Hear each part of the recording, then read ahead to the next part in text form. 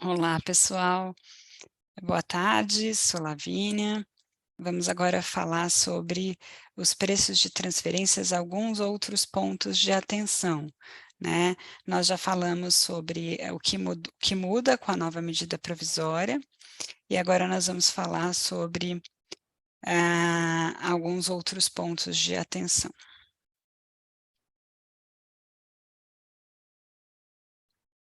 Muito bem.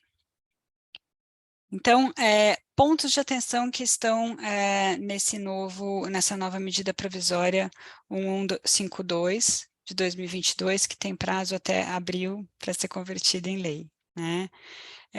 Serviços intragrupo. Além da gente provar que a gente está cobrando o preço ou pagando o preço dentro do parâmetro, né, a gente tem que tangibilizar os benefícios dos serviços que a gente está recebendo do exterior, para poder garantir a dedutibilidade. Hoje o que a gente tem é um conceito de despesa necessária, né, que é aquela que é operacional. Aqui, além de ser uma despesa operacional, eu tenho que dizer qual o benefício que eu tenho com esse serviço. Tá? A gente vai ter que apurar, quando a gente faz cobranças ou pagamentos com base nos custos, no método de custo alocado mais margem, por exemplo, a gente tem que dar preferência para os métodos de alocação de custo direto. Por exemplo, um timesheet seria preferível a gente alocar custos por outros critérios, tá? Só poderia usar os métodos indiretos quando o método direto se provar impossível. E aí, no método indireto, eu tenho que olhar qual que é o que reflete mais a natureza ou utilização do serviço, né, e que produz uma remuneração compatível com o benefício esperado pelo tomador, ou seja, aquela remuneração compatível com o que eu cobraria de um tomador se ele fosse independente, porque é o que ele pagaria que seria compatível com o benefício dele também, tá? E aí a gente vai também para uma indedutibilidade clara, né, das remunerações devidas a sócios, por atividades de sócios. Então, existe uma clara indedutibilidade, por exemplo, para pagar despesas de contabilidade e fiscais da matriz, para adequar a contabilidade brasileira à contabilidade da matriz, os cálculos fiscais, despesas de conselho, de presidência, esse tipo de despesa que mais interessa a holding do que a própria subsidiária brasileira. Tá? Tem uma previsão para contratos de compartilhamentos de custos, mas não é cost sharing. Tá? Estes contratos de compartilhamento de custos são aqueles em que duas ou mais partes, né, fazem um negócio em comum e aí elas dão contribuições variadas, né, de serviços, de riscos, de ativos para atingir aquele negócio em comum. E o negócio em comum, ele pode tanto ser a produção ou desenvolvimento de serviços, de intangíveis, de mercadorias, de tangíveis, né?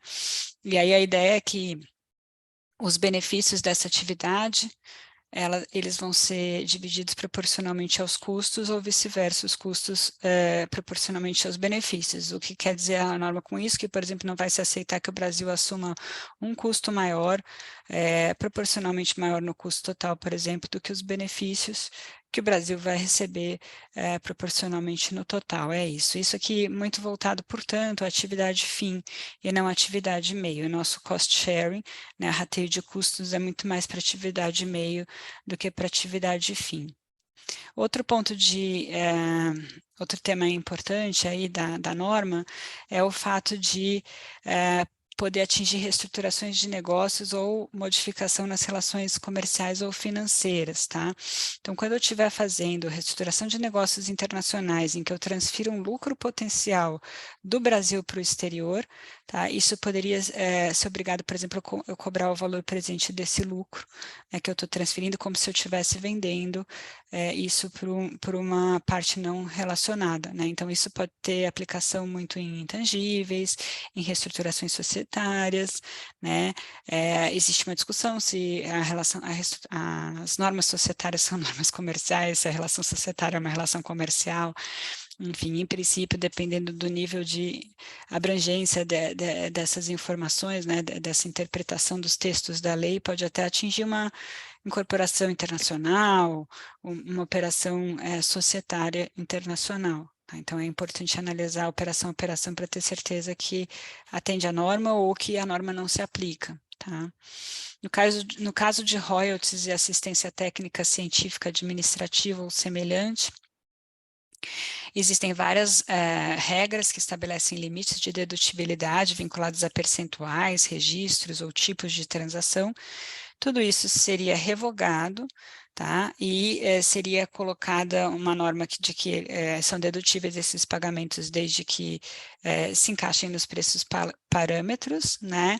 Mas não seria dedutível nessas duas condições, quando a operação é feita com jurisdição de tributação favorecida ou regime fiscal privilegiado, ou quanto às partes ou quando for com partes relacionadas, né? E o efeito do contrato for que esse valor não é tributado em nenhum dos dois lugares. Né? O efeito, não do contrato, mas o efeito de você pagar, seria você deduzir aqui e não tributar lá no país beneficiário. Né? Então, você vai ter que provar, além de que o preço está a mercado, que a operação não foi feita com o objetivo de, ou nem com o efeito de evitar essa tributação nos dois países, senão vai ser indedutível. Né?